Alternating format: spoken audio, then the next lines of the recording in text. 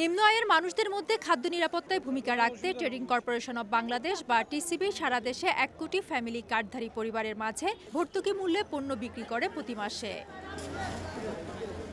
কিন্তু গত ৫ আগস্ট ছাত্র জনতার গণ অভ্যুত্থানে রাজনৈতিক পট পরিবর্তনের পর চট্টগ্রাম নগরীর ৪১টি ওয়ার্ডের অনেক কাউন্সিলর ১ মাস ধরে অফিস করছেন না।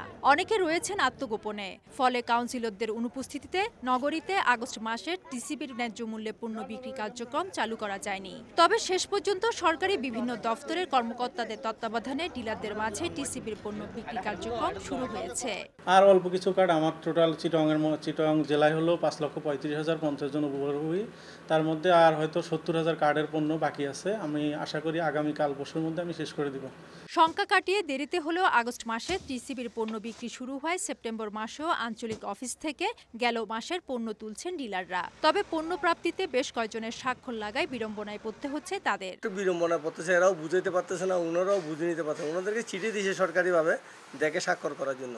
তো ওইটা হলো যে উনি মাল বিক্রিকালীন সময় যে ওনাদেরকে একটু খবর দেয়, তাহলে ওনাদেরকে একটু নিয়ে আসতো, ওনারা তা চিনে না। বিশেষজ্ঞরা বলছেন দ্রব্যমূল্যের ঊর্ধ্বগতির বাজারে ইতিবাচক প্রভাব ফেলতে হলে ওএমএস টিসিবির বাইরেও রেশন কার্ডের ব্যবস্থা করতে হবে। সে সঙ্গে সম্পূর্ণ ভেঙে দিতে হবে বাজার সিন্ডিকেট।